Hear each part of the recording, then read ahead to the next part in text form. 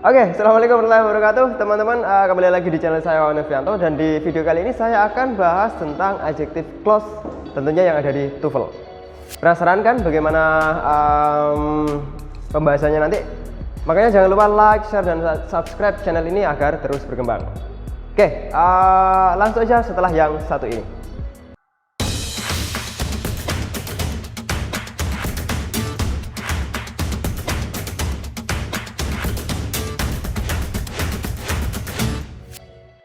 Oke teman-teman, kita belajar dari namanya dulu ya. Kita mulai dari namanya dulu, adjective clause. Yaitu adjective. Adjective itu adalah kata sifat. Tentu kata sifat adalah fungsinya untuk menerangkan kata benda atau noun. Nah, sama saja sebenarnya ya. Namanya saja yang beda, yaitu di sini adjective clause dan susunannya tentu yang beda. Jadi kalau adjective biasa, misalnya kita punya contoh beautiful girl. Beautiful is adjective, and then girl is noun. Nah, sama. Jadi beautiful di sini adalah menerangkan noun girl, kayak gitu ya. Nah, sama. Sebenarnya adjective clause pun juga sama, cuman tempatnya saja yang berbeda. Gitu ya. Di sini ada contoh, misalnya di sini ada the woman. The woman ini adalah noun. Nah, kalau clause itu tempatnya yang untuk menerangkan itu ada di belakangnya. Kalau adjective biasa kan ada di depannya ya. Beautiful girl. Nah, beautiful ada di depannya girl. Tapi kalau ini di belakangnya. The woman who helped me. Who helped me di sini adalah clause, dan fungsi dari who helped me adalah menerangkan the woman. Oke, gitu ya. Tentunya adjective clause ini nanti mungkin akan menjadi beberapa video ya. Bisa mungkin menjadi 3 atau 4 video karena banyak pembagian atau banyak macam-macam dari adjective clause. Kita mulai dari adjective clause yang relative pronoun as subject atau biasa disingkat dengan RPS. RPS, relative pronoun as subject. Oke, relative pronoun as subject ini dia punya 3 conjunction, yaitu who, kemudian which, kemudian that. Dan tentunya 3 conjunction ini mempunyai fungsi yang berbeda-beda. Dimana kalau who ini untuk person, ini untuk person. Kalau which non person atau thing. Kemudian kalau that bisa dua-duanya, bisa person bisa thing. Nah, jadi that ini nanti fungsinya dia menggantikan. Jadi kita misalnya dalam satu adjective clause bisa pakai who, bisa pakai that. Tapi kalau who tidak bisa pakai which. Langsung ke contohnya saja nanti ya biar gampang ya. Oke, langsung saja. Di sini ada satu contoh. I thank the woman who helped me. Oke, di mana di sini adalah nounnya dan adjective clause-nya adalah di sini. Oke, sesuai dengan namanya ya. Jadi nama itu juga apa ya? Ada hubungannya dengan susunan adjective clause-nya. Jadi di sini tadi namanya relative pronoun as subject. Jadi nanti dalam susunannya setelah conjunction itu subjeknya hilang. Nah, makanya di sini dibilang relative pronoun ya. Jadi subjeknya itu diganti dengan conjunction itu, kayak gitu. Jadi misalnya di sini who helped me, setelah conjunction tidak ada subjeknya, tapi langsung verb. Ya, jadi conjunction who, kemudian help me. Setelah conjunction langsung verb, langsung objeknya. Nah, berarti susunannya relative pronoun subject ini conjunction plus verb plus objek. Nah, ini yang harus diperhatikan. Itu. Kemudian di sini conjunctionnya kita pakai who. Kenapa who? Karena the woman adalah person. Benar banget. Ya. Bolehkah kita pakai that? Boleh banget. Jadi that ini bisa menggantikan who dan juga which. Jadi kalau di sini ada who bisa diganti that, misalnya I thank the woman that helped me. It's correct. Bisa saja. Kemudian yang nomor 2, contoh nomor 2, the book which is on the table is mine. Oke, di sini ada noun, kemudian adjective clause. Adjective clause-nya mana? Adjective clause-nya adalah which is on the table. Nah, di sini adalah adjective clause-nya.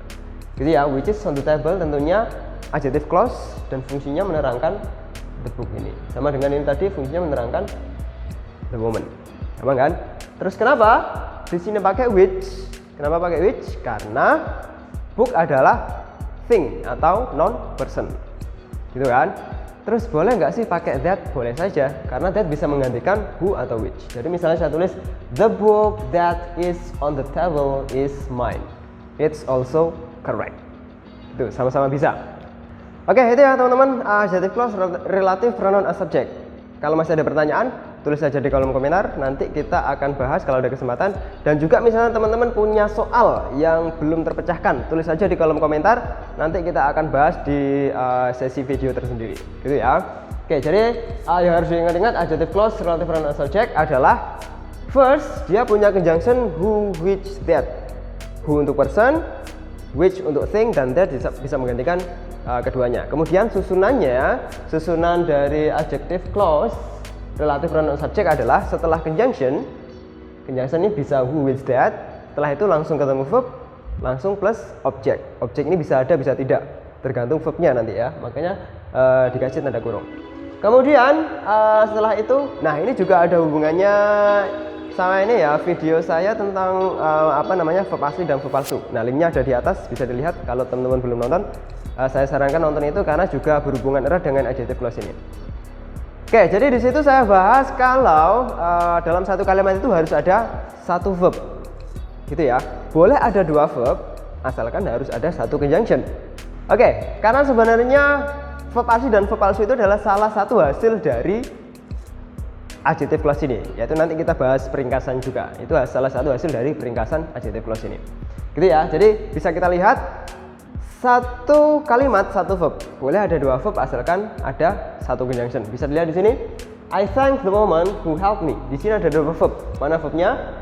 Thank sama help. Dua verb. Kemudian satu conjunction. Mana conjunctionnya? Conjunctionnya adalah who. Nah, berarti dua verb satu conjunction.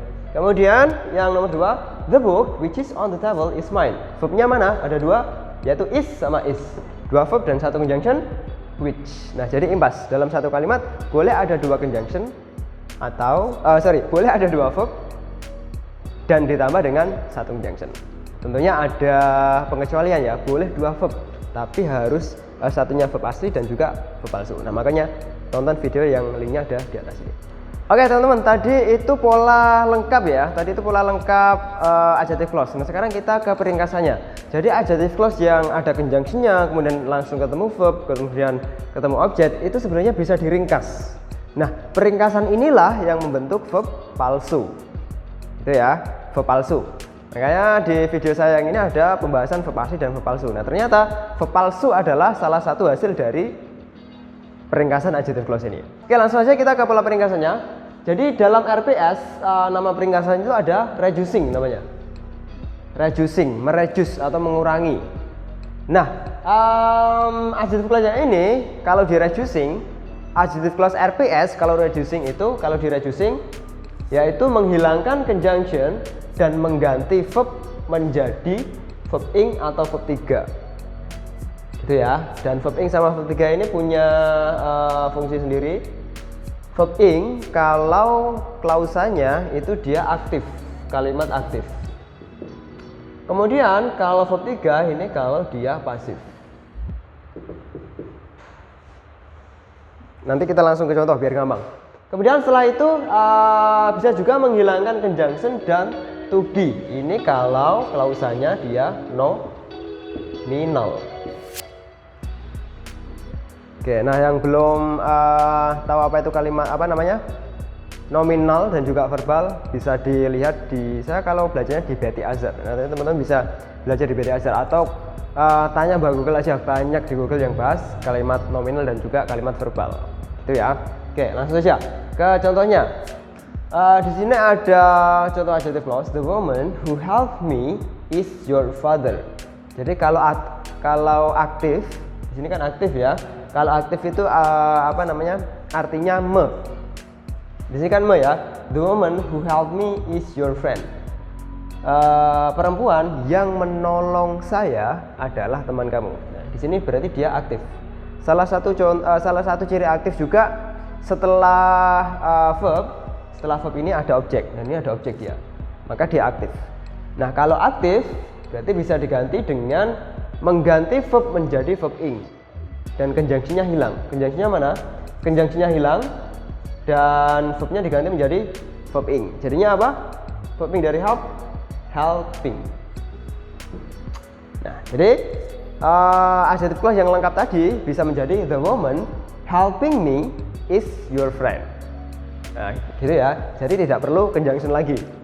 Jadi di sini tidak ada dua verb dan satu conjunction, adanya satu verb palsu dan satu verb asli tanpa conjunction. Nah, gitu ya. Makanya teman-teman harus buka dulu video tentang verb asli dan juga verb palsu biar lebih paham. Next, the book which was bought by my father is expensive. Oke, di sini ada adjective clause yaitu which was bought by my father. Ini adjective clause. Kemudian di sini ada conjunction dan juga klausa pasif atau kalimat pasif ya di sini bentuknya. Nah, kalau kalimat pasif atau klausa pasif bisa diganti menjadi verb 3 langsung. Dan juga conjunctionnya hilang. Jadi di sini ada conjunction which hilang, kemudian langsung verb 3 tanpa to be, wasnya juga hilang. Jadi langsung saja, the book bought by my father is expensive. Di sini juga membentuk pola satu verb asli, satu verb palsu tanpa conjunction. Buktinya satu verb palsu yaitu verb 3 di sini bought by my father, bought verb palsu, kemudian is verb asli.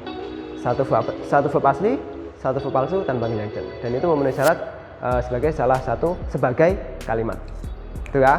Oke, next kita ke yang nominal.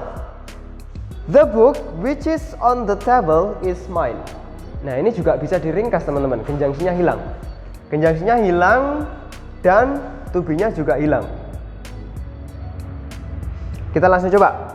The book which is on the table is mine. Jadi conjunctionnya dihilangkan, to be-nya juga dihilangkan. Jadinya langsung the book on the table is mine. Nah, itu adalah pola peringkasan dari adjective clause yang nominal. Gampang kan? Gampang sekali. Kalau masih ada pertanyaan, tulis saja di kolom komentar. Oke, langsung saja kita ke soal. Check it out. Langsung saja kita ke latihan soal ya. Dan ini ada dua soal yang saya ambil dari soal-soal real test. Jadi kumpulan soal-soal real test. Oke, langsung saja. Salah satu tips ketika mengerjakan adjective clause, soal-soal adjective clause, kita fokus di verbnya ya. Atau teman-teman bisa juga hitung-hitungan conjunction sama verbnya. Jadi kalau soal-soal TOEFL itu kan pasti kalimat ya. Teman-teman bisa lihat ya dari satu kalimat itu ada verbnya atau belum. Kemudian butuhnya verb apa, verb asli atau verb palsu kayak gitu. Langsung saja kita ke nomor 1. Kita lihat Dennis gives of New Mexico bla bla bla to the House of Representatives in 1930 and to the Senate in 1938. Coba contoh nomor 1 ini ada kalimatnya atau tidak? Ada verbnya atau tidak? Tidak ada ya, tidak ada verb sama sekali. Nah, berarti kalau tidak ada verb sama sekali, kira-kira yang dibutuhkan verb asli atau verb palsu? Verb asli, karena itu satu-satunya verb asli yang akan ada di kalimat tersebut. Coba, kira-kira yang verb asli di sini yang mana? Oke, when elected mungkin saja verb asli, ini juga verb asli, ini juga verb asli, ini juga verb asli, semuanya verb asli. Oke, gini, nomor 1 ini kira-kira butuh conjunction atau tidak? Tidak butuh conjunction. Kenapa? Karena kalau dia ada conjunction maka harus ada dua verb. Sedangkan verbnya hanya satu saja yang ada di jawaban ini. Maka kita bisa mengeliminasi alpha, kita eliminasi karena ada when-nya, ada conjunction-nya. Kemudian Charlie bisa kita eliminasi juga karena ada conjunction-nya. Nah, tinggal Bravo sama Delta. Tinggal bisa mendetilkan. Nah, kira-kira elected atau was elected? Nah, itu bedanya adalah kalau elected dia aktif, kalau was elected dia pasif. Kita kembali ke Kita kembali ke soalnya. Dennis gives of New Mexico. Nah, kalau was elected dia dipilih. Kalau elected dia memilih. Gitu ya. Salah satu tips juga. Kalau di sini ada preposition, tuh ini preposition ya. Kalau di sini ada preposition, nah kemungkinan besar verb yang dibutuhkan di sini adalah verb pasif. Yang mana yang pasif? Yang pasif adalah delta. Coba kita artikan, pasti juga akan nyambung. Dennis gives of New Mexico dipilih ke House of Representatives pada tahun 1930 dan di sini tahun 1938. Berarti dipilih, bukan memilih. Gitu ya. So the correct answer of number 1 is was elected. Was elected to. Sini ada preposition juga. Nah, ini bisa sebagai tanda kalau dia yang dibutuhkan adalah pasif. Gampang ya. Kita langsung ke nomor 2. Based on a device used in naval vessels, the atomic pilot contains gyroscopes, bla bla bla, reference for an airplane's course. Oke. Coba dalam kalimat ini dia ada verbnya atau tidak? Ada. Verbnya di mana? Di sini. Oke, ini 1 verb, kemudian 2 verb, kemudian di sini juga ada verb lagi.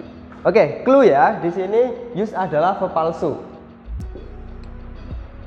Verb palsu. Nah, salah satu tandanya verb palsu, dia tidak ada to be-nya dan langsung di sini dia preposition. Nah, kalau preposition itu bisa sebagai tanda ya, kalau di sini harus pasif. Nah, kalau pasif kan harus ada to be-nya. Nah, karena di sini to be-nya dihilangkan, maka dia verb palsu. Oke. Jadi 1 verb palsu, 1 verb asli, sudah impas tanpa conjunction. Nah, tapi di jawabannya dia ada verb-verb juga. Nah, jadi kita di sini mau nambah verb nih. Jadi logikanya kalau kita mau nambah verb, 1 verb asli harus ada 1 conjunction lagi. Atau boleh nambah verb yang verb palsu. Coba kita lihat. Di sini ada provides. Provides ini dia verb asli tanpa conjunction, maka tidak boleh. Bravo, that provide. Ada 1 verb asli, ada 1 conjunction. Oke, ini mungkin. Kemudian that providing, ada conjunction, tapi verbnya verb palsu. Tidak mungkin. Kemudian and to provide. Mungkin juga kalau di sini ada to juga yang dihubungkan. Jadi kalau and itu menghubungkan yang sama ya. Misalnya to drink and to provide. Nah, coba kita lihat ke soalnya. Based on device bla bla bla bla bla. Nah, di sini berarti and to provide tidak bisa karena tidak menghubungkan sesuatu yang sama. Maka jawaban yang paling mungkin adalah that provide. Benar banget, that provide ya. Kita buktikan.